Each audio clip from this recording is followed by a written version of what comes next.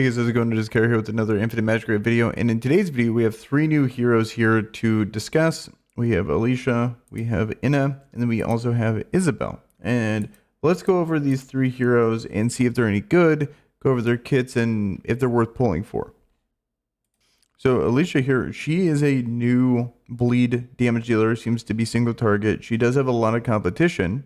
We have the new buffed version of Lucia, and then Nidrold and Hizaro. All three of those are really good characters, and so if you already have those, probably not going to be worth double dipping. I don't think characters like, well, a character like this would actually be pretty good in Faction Abyss. For example, she has Green Mark. Those characters don't really cover green, so it's another benefit going for if you want to have a bleed single target damage dealer in the green faction. So also, it'd be actually pretty sick because you could pair her with Ben Austin in that same faction, and so you can get the real, because these characters really need to have that either another bleeder or Ben Austin. Ideally, it'd be Ben Austin, so you can put your best gear on her, and then all 10 of those bleeds that she's stacking are going to all be her mastery and her stats there. So that's why whenever I'm building a bleed team, I'm always putting one plus Ben Austin. So that can actually be pretty sick, to be honest. And so she has the typical deals 2 stages of attack damage and bleed damage each to a single enemy. So this is interesting because she's kind of like a mixture of Nidrold here, where she's doing just bleed damage. So it's attack damage and bleed damage each to a single enemy. Meanwhile, each stage has a chance to inflict 1 layer of bleed. So that's normal for these people here. But what's not normal is being able to do the bleed damage on the auto attack. That's actually pretty sick because basically whatever percentage that is just ignoring defense. So very good auto attack. Then Merciless Blade here, her A2, deals attack damage to all enemies with a chance to inflict 1 layer of bleed for 2 turns. Afterwards, grants self Flying Blade for 1 turn, during which Merciless Blade will be upgraded to Deadly Blade. Deals 2 stages of attack damage and extra bleed damage each to all enemies. Meanwhile, increases the extra damage dealt by 10% for every layer of bleed they have up to 10% or 100%. So that is... seems very good, but I am confused on when you would be able to do this again. So it's with a chance to inflict 1 layer bleed. That's good. It depends on what the percentage chance is.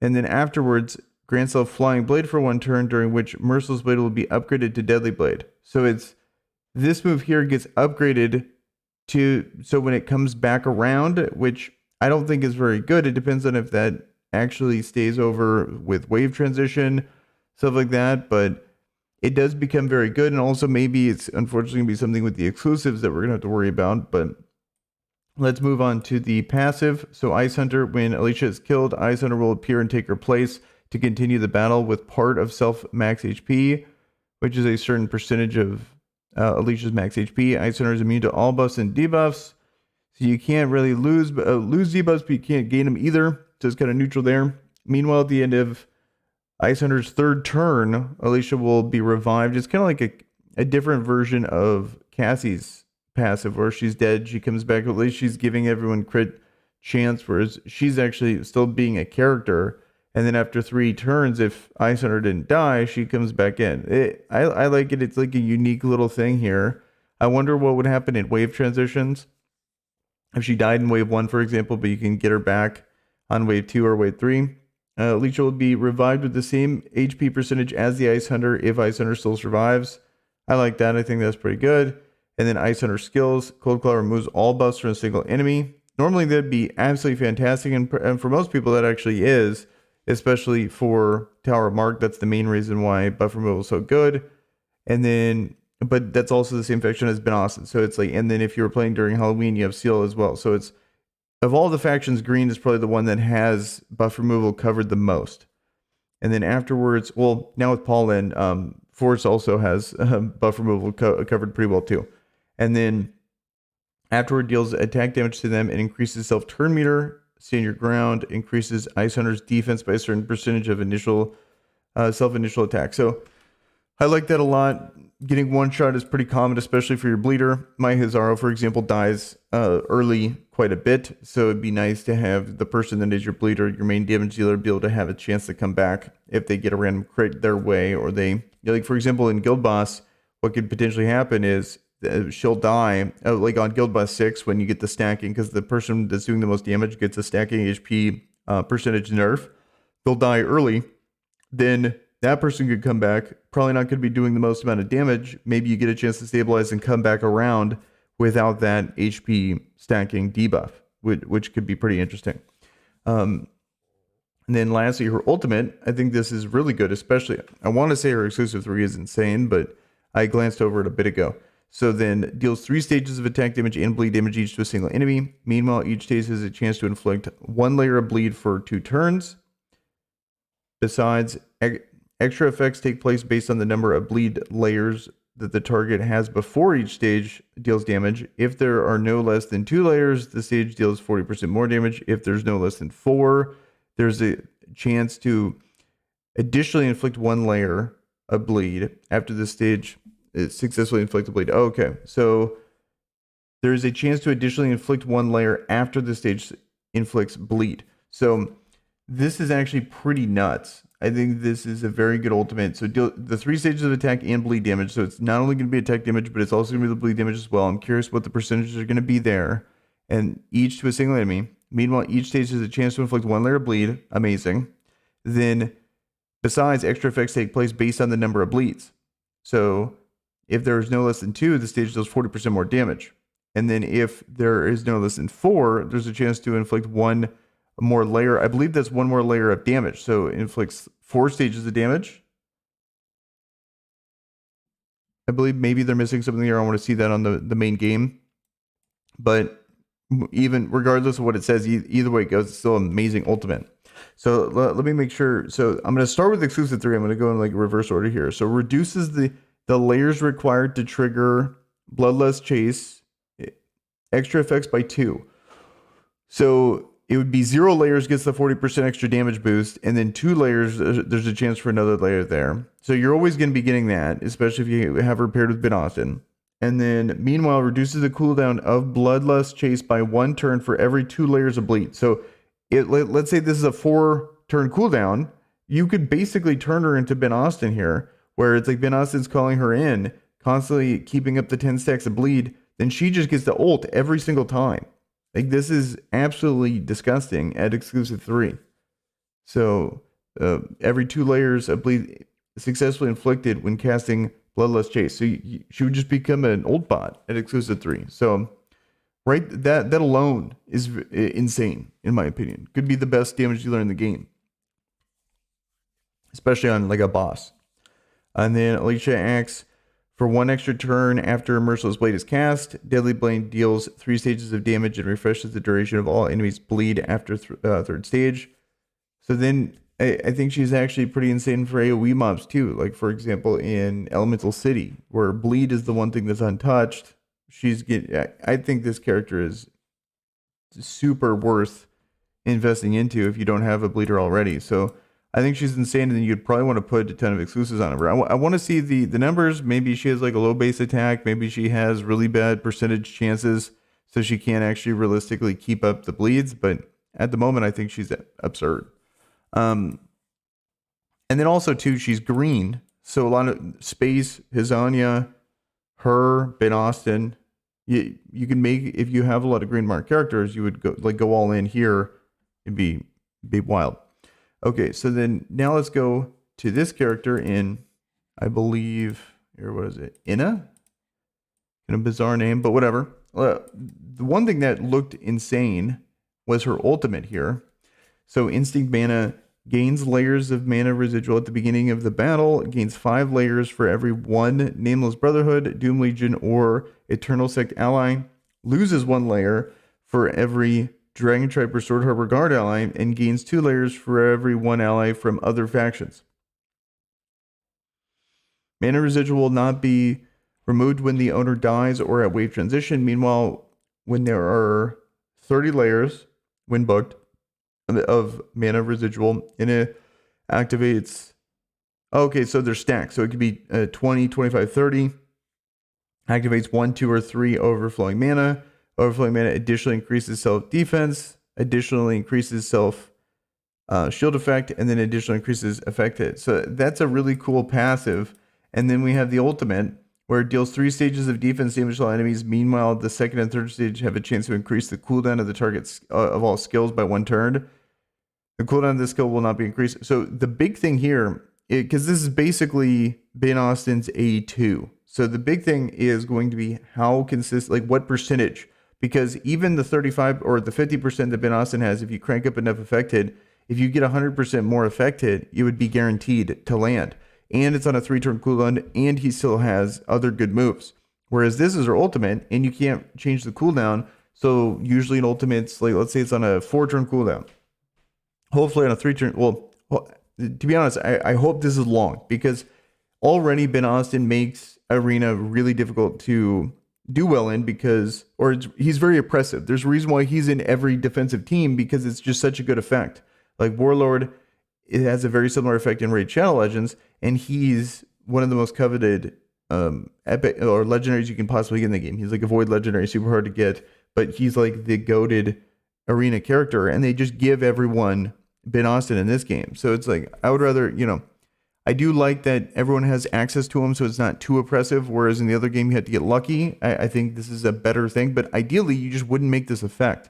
This effect is just so good in an Arena environment. So it's like having multiple characters have it, I think, is a problem. Very interesting kit though, being able to have that on the old. So much of this is contingent upon how much it is. Like, what's the percentage chance of mana erosion landing? What's the percentage, like how much defense do you get? How much shield effect do you get? How much effect hit? None of that is explained.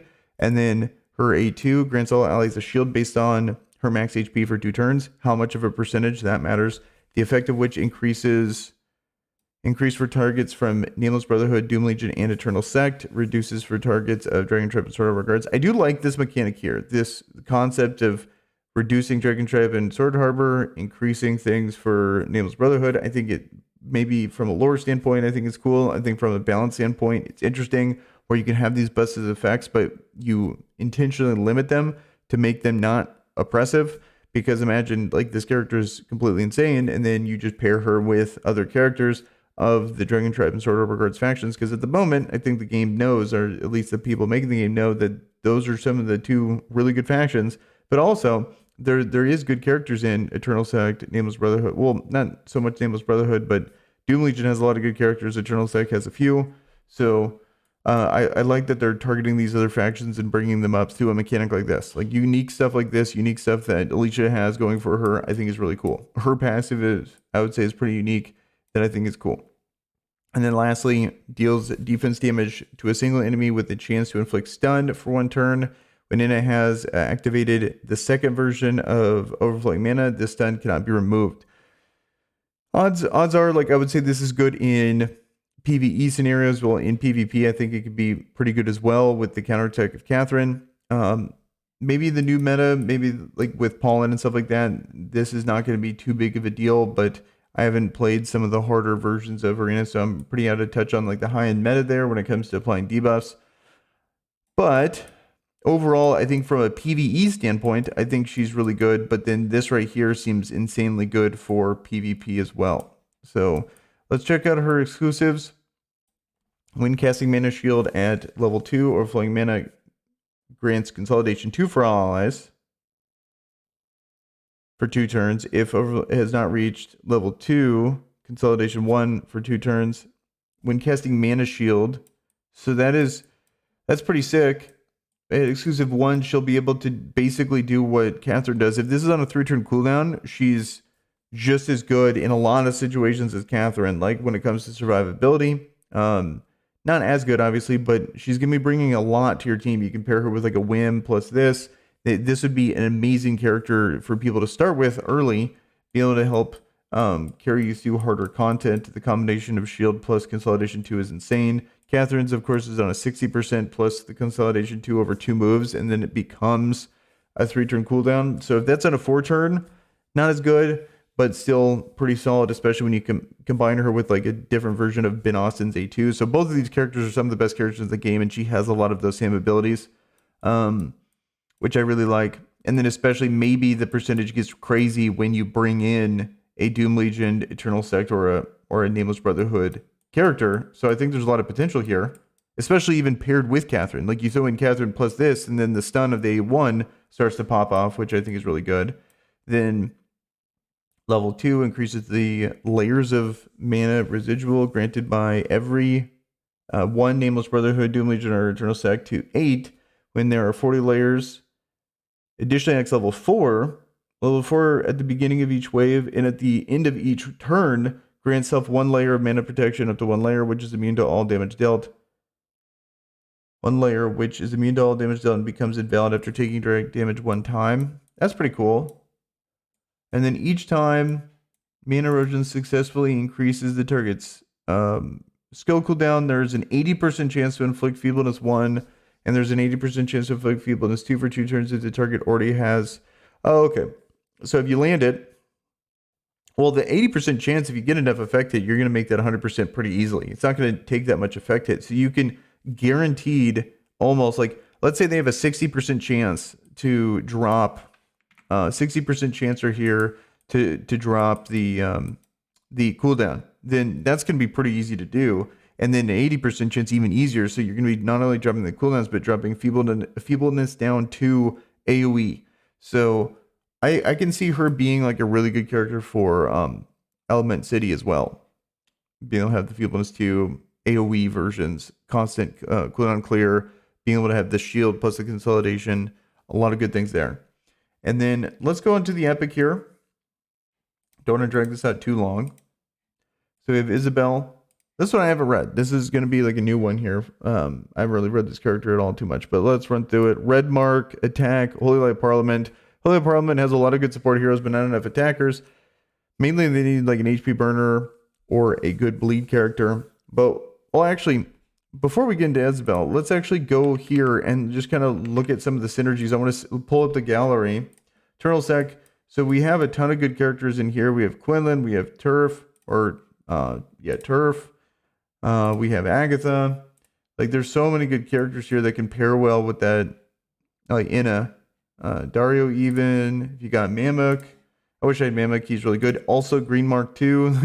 Green Mark's going to be completely insane here. Probably already is insane, you know, with Zizania and stuff, but still even more insane.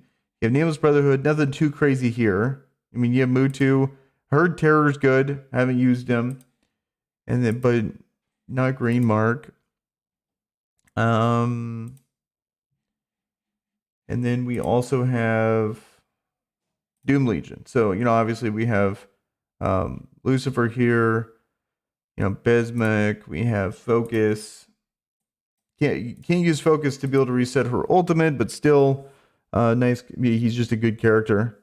And then we also have Achman as well. So Margarita even. So a lot of good characters here that will allow like that combination to work well. I'm really curious to hear to see the numbers, because I think the numbers are going to matter the most when it comes to making her a good character. She's already a good character in my opinion, unless they just completely gut her. But like, how good of a character? And then lastly, we have Isabelle. So let's take a look here. So we have Light Arrow, deals attack damage to a single enemy and deals 30% more damage to any target with light target. And then A2 deals attack damage to a single enemy and has an additional 100% piercing rate to any target with light target. Okay, what's the passive here? So inflicts light target to an enemy with the lowest HP percentage for 1 turn at the beginning of each round. Meanwhile, Isabelle gains additional crit damage when dealing damage to any target with light target. So it depends on the numbers again. And then increases all allies' attack by 20% for 2 turns and deals attack damage to all enemies afterward. Don't like the 20%er, but still that's really good. Like, you know, an AoE attack plus the actual AoE, depending on how much that is. Then increases self crit rate by 25% and crit damage by 30% for 2 turns before Rain Ray is cast. So that's a pretty big nuke. I wonder how that's actually going to work out. It depends on how big the modifier is before that. And then Isabelle acts 1 turn immediately after killing any target with light target. That's kind of cool. I like that. And then ignores shield. So radiant impact. So that's the A2, I believe. Yeah, it deals damage to a single enemy and it has additional 100% piercing rate. So with light target. So the combination at exclusive 2, that's pretty nuts. Being able to have the 100% piercing rate, so just ignores defense. Depends on the modifier, of course. But then gets to go again too if he or if she KOs someone. So I think that's pretty sick, depending on how much damage she actually does. Then lastly, radiant impact, ignores shield. Meanwhile, it refreshes the cooldown of Rain of Ray when Radiant Impact inflicts a kill. Okay, so Radiant Impact ignores shield, so that the A2 ignores shield, and then refreshes the cooldown of Rain of Ray when Radiant Impact. So you want to go this first, then kill with this, but then that lowers the cooldown or refreshes the cooldown completely here. The ordering's a little weird. And inflicts a light target on all enemies for 1 turn at the beginning of self next turn, which I think is actually pretty good, but it seems so counterintuitive. Like, so you have to AoE first, then, well, to get the cooldown reduction and get the attack up, then you go on your turn, you have the ignore shield, or ignore shield now, can pop someone, then it will reset the cooldown, and then now everyone has light target. So then, but which will gain extra crit damage on the next AoE. I don't like that at all. Or you just pop someone with the A2, doesn't reset, but then you get the attack up, then you get light target on everyone for the first AoE. I don't know. But I think the options are there. It depends on how much damage she does, but no damage dealer is good in this game, or direct damage dealer, if they don't have some way of modifying their own crit rate and crit damage. I don't think 30% is enough. When you see like Lucifer and Zia, they're buffing their crit damage by like 100% in a lot of situations. And but at least you have the piercing rate reduction, which they don't have. That's one thing. 30% off Zia, but still they have a way bigger modifier on the crit damage. So probably, not going to be on their level. I'm not expecting them to be on, a legendary level or a mythic level, but where are you going to find use for them? Like even they struggle. Like those are some of the few direct damage dealers that have, use in this game. And if those people are struggling, or if other direct damage dealers are struggling, where's this person going to fit into the game? Probably not that many spots. But at the same time, at least promising. Worst case scenario, maybe Faction Abyss, but going wide in this game is good. Having a lot of characters, even though, it's very difficult to get food, going wide in this game is going to get you a ton of rewards, and playing the long game, eventually going to get, Agatha and stuff like that. So it's, there's potential there, but we'll have to see and see if it's actually worth building. But that is pretty much it for this video. Curious to hear your guys' thoughts below when it comes to these characters. And with that, guys, I'm out of here. Peace.